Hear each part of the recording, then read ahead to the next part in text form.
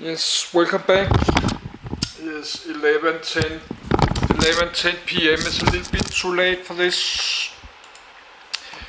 What should we do it? James Watt just did Ampere's law, and I did read about what Watt is today and upload, so could be fine. Finish James Watt and then magnetism. Then continue all this and all this, continue all this, so that's a long, this is like, I like to go continue, so let's do that, but it's 11:10 and I need a little bit to drink before we do that, and we have one ready to go public. So let's do that. Let's take something to drink and put the video public. Then I will get some sleep. Then I will continue tomorrow. And I did not get much sleep tonight. I got to bed like 1:30 a.m. But I could not sleep more than 1 hour. Maybe sleep 3 a.m. Something stupid time. So I did sleep like less 6 hours, 5 hours, something.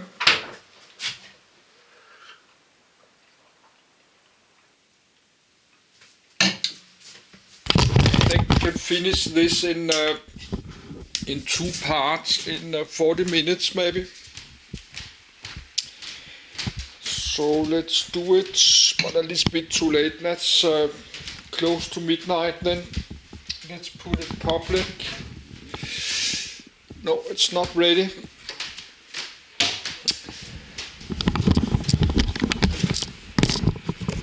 So let's do this. Actually, I will go below this because it's a little bit cold. I'm freezing a little bit, so I will go not below the blankets, but I will go below this one. No, we have to look what we call this. I will go below this. Because I'm freezing a little bit.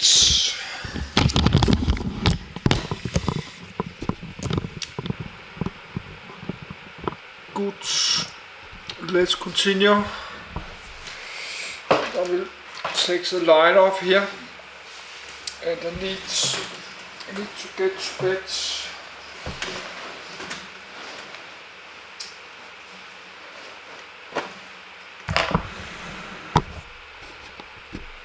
Yes, let's try to do this.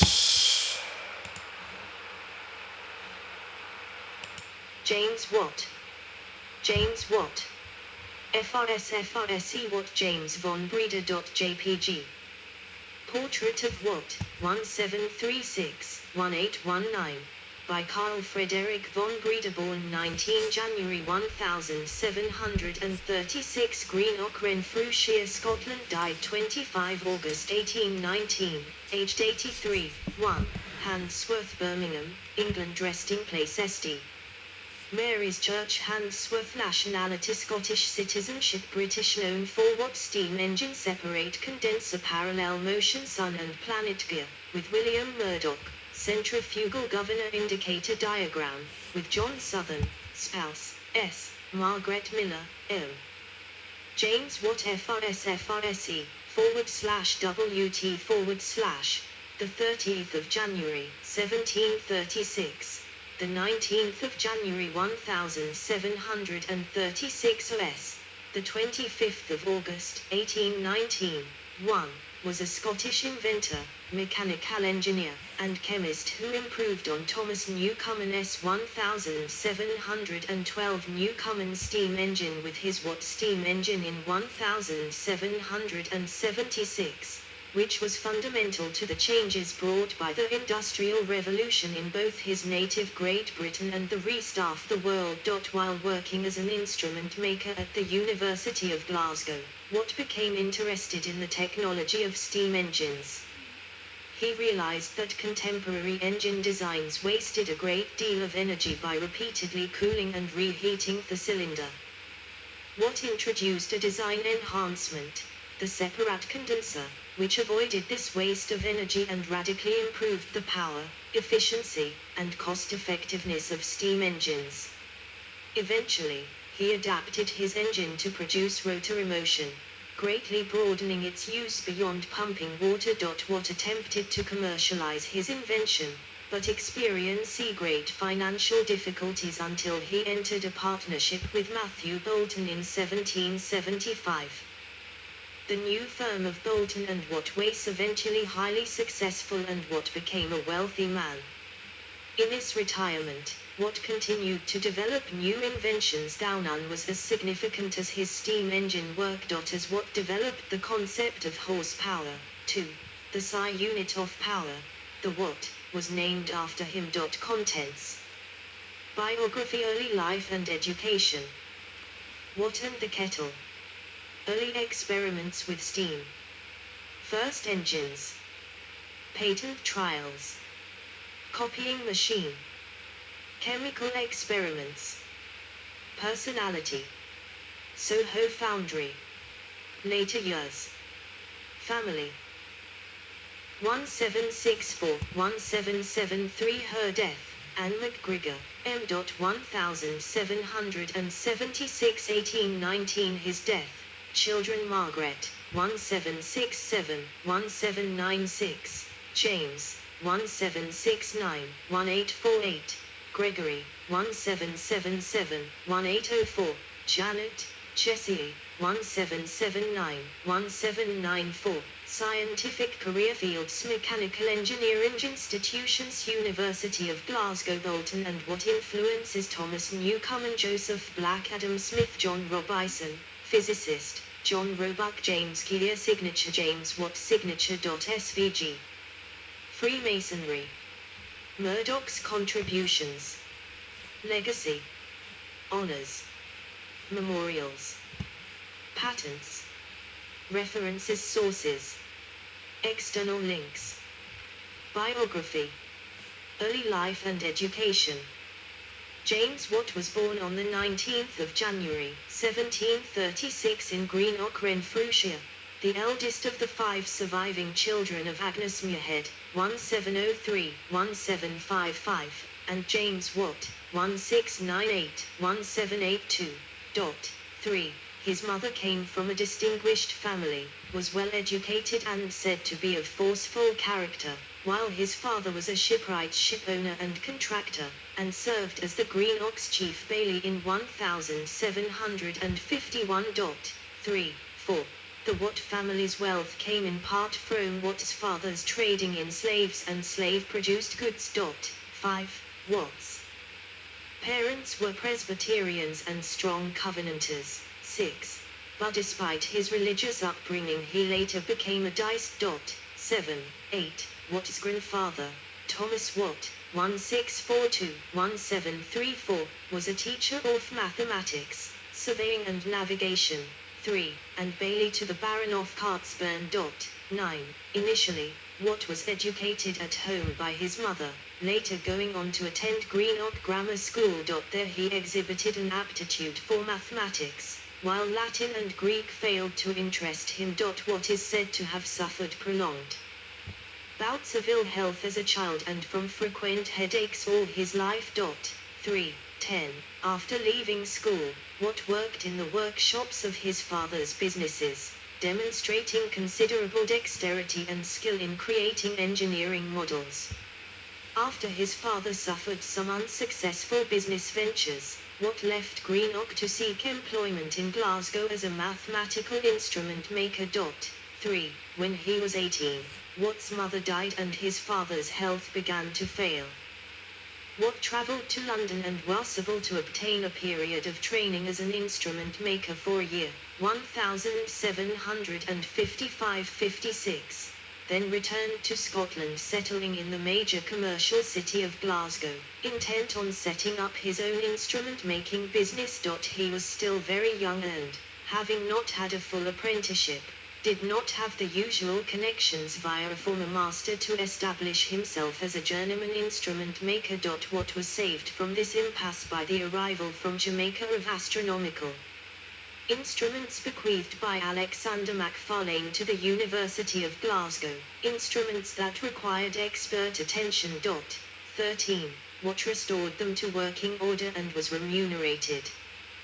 These instruments were eventually installed in the Statue of Watt, Hunterian Museum, Glasgow, by Francis Chantory, James Watt by John Partridge, after Sir William Bechet, 1806, 11, 12, Macfarlane Observatory.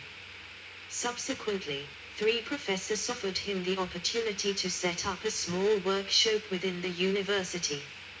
It was initiated in 1757 and 2 of the professors, the physicist and chemist Joseph Black as well as the famed economist Adam Smith, became Watt's friends. 14. At first, he worked on maintaining and repairing scientific instruments used in the university, helping with demonstrations, and expanding the production of quadrants. He made and repaired brass reflecting quadrants, parallel rulers, scales, parts for telescopes, and barometers, among other things. It is sometimes falsely stated that he struggled to establish himself in Glasgow due to opposition from the trades house, but this myth has been thoroughly debunked by the historian Harry Lumsden.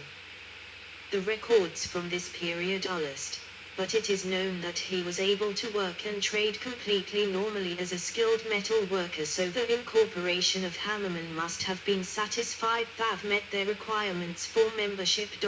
15. It is also known that other people in the metal trades were pursued for working without being members of the incorporation well into the 19th century, so the rules were definitely being enforced when Watt was trading freely throughout the city. In 1759, he formed a partnership with John Craig, an architect and a businessman, to manufacture and sell a line of products including musical instruments and toys. This partnership lasted for the next 6 years, and employed up to 16 workers. Craig died in 1765. One employee, Alex Gardner, eventually took over the business, which lasted into the 20th century. 16. In 1764, Watt married his cousin Margaret, Peggy, Miller, with whom he had 5 children, 2 of whom lived to adulthood, James Jr., 1769-1848, and Margaret, 1767-1796. His wife died in childbirth in 1773. In 1777, he married again, to Anne McGregor, daughter of a Glasgow dye maker, with whom he had 2 children, Gregory, 1777-1804, who became a geologist and mineralogist, 17, and Janet, 1779-1794. Anne died in 1832. 18. Between 1777 and 1790 he lived in Regent Place, Birmingham. Watt and the kettle. There is a popular story that Watt was inspired to invent the steam engine by seeing a kettle boiling, the steam forcing the lid to rise and thus showing Watt the power of steam. This story is told in many forms. In some Watt is a young lad, in others he is older. Sometimes it's his mother's kettle, sometimes his aunt's. Watt did not actually invent the steam engine, as the story implies, but dramatically improved the efficiency of existing Newcomen engine by adding a separate condenser. This is difficult to explain to someone not familiar with concepts of heat and thermal efficiency. It appears that the story was created, possibly by bust of Watt in the Scottish National Portrait Gallery, Watt's son James Watt Jr., and persists because it is easy for children to understand and remember. 19. In this light, it can be seen as akin to the story of Isaac Newton and the falling apple and his discovery of gravity. Although it is often dismissed as a myth, the story of Watt and the kettle has a basis in fact. In trying to understand the thermodynamics of heat and steam, James Watt carried out many laboratory experiments, and his diaries record that in conducting these, he used a kettle as a boiler to generate steam. 20. Early experiments with steam. James Eckford Lauder, James Watt and the steam engine. The dawn of 19th century, 1855. Original condenser by Watt, Science Museum, in 1759. Watt's friend, John Robison, called his attention to the use of steam as a source of motive power. 21. The design of Newcomen engine, in as for almost 50 years for pumping water from mines, had hardly changed from its first implementation. Watt began to experiment with steam, though he had never seen an operating steam engine. He tried constructing a model. It failed to work satisfactorily, but he continued his experiments and began to read everything he could about the subject. He came to realize the importance of latent heat, the thermal energy released or absorbed during a constant temperature process, in understanding the engine, which, unknown to Watt, his friend Joseph Black had previously discovered some years before. Understanding of the steam engine was in a very primitive state. Fourth, science of thermodynamics would not be formalized for nearly another 100 years. In 1763, Watt was asked to repair a model Newcomen engine belonging to the university. 21. Even after repair, the engine barely worked. After much experimentation, Watt demonstrated that about 3/4 of the thermal energy of the steam was being consumed in heating the engine cylinder on every cycle. 22. This energy waste wasted because, later in the cycle, cold water was injected into the cylinder to condense the steam to reduce its pressure. Thus, by repeatedly heating and cooling the cylinder, the engine wasted most of its thermal energy rather than converting it into mechanical energy. Watt's critical insight, arrived at in May 1765 as he crossed Glasgow Green Park, 23, was to cause the steam to condense in a separate chamber apart from the piston, and to maintain the temperature of the cylinder at the same temperature as the injected steam by surrounding it with a steam jacket. 22. Thus very little energy was absorbed by the cylinder on each cycle, making more available to perform useful work. Watt had a working model later that same year. The ruin of Watt's cottage workshop at Kinneil House, 24, cylinder fragment of Watt's first operational engine at the Carron Works, Falkirk. Despite a potentially workable design, there are still substantial difficulties in constructing a full-scale engine. This required more capital, some of which came from Black. More substantial backing came from John Roebuck, the founder of the celebrated Carron Iron Works near Falkirk, with whom he now formed a partnership. Roebuck lived at Kinneil House in Bowness, during which time Watt worked at perfecting his steam engine in a cottage adjacent to the house. 25. The shell of the cottage, and a very large part of one of his projects, still exist. 3. 26. The principal difficulty was in machining the piston and cylinder. Iron workers of the day were more like blacksmiths than modern machinists, and were unable to produce the components with sufficient precision. Much capital was spent in pursuing a patent on Watt's invention. Strapped for resources, Watt was forced to take up employment first as a surveyor, then as a civil engineer for 8 years. 27. Roebuck went bankrupt, and Matthew Boulton, who owned the Soho Manufactory Works near Birmingham, acquired his patent rights. An extension of the patent to 1800 was successfully obtained in 1775. 28.